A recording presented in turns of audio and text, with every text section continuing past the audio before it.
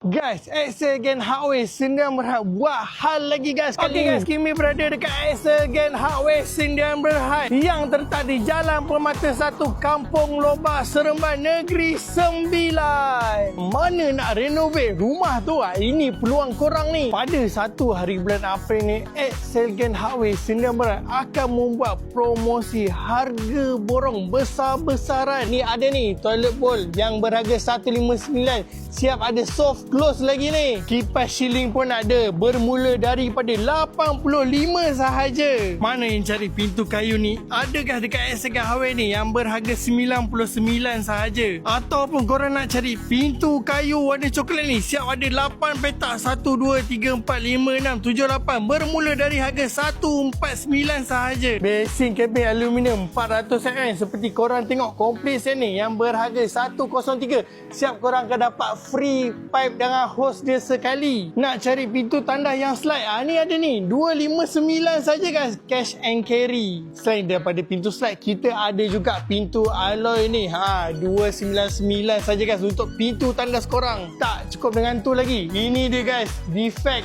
clearance stock. Basin kabinet besar ni yang defect clearance stock ni harga daripada 150 sahaja. Untuk defect mirror box ni kita nak bagi harga 60 sahaja. Selain daripada barang-barang yang Kimi tunjuk tu, ada lagi barang-barang borong dekat sini. Kalau korang tak percaya, korang datang sendiri dekat Exelgen Hardware Sdn Bhd, Seremban, Negeri Sembilan.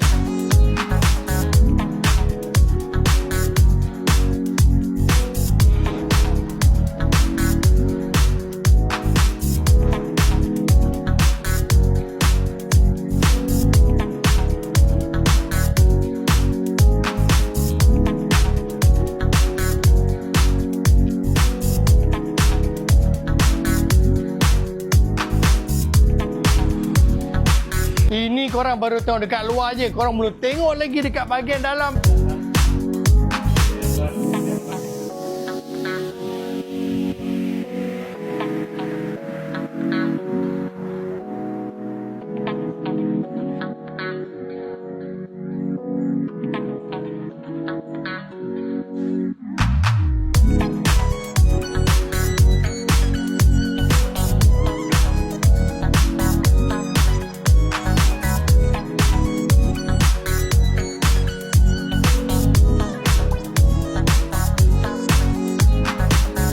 Jadi tunggu apa lagi guys? Cepat guys datang dekat Exelgen Hardware Sdn Bhd pada 1 April ini guys untuk dapatkan harga borong untuk renovate rumah anda.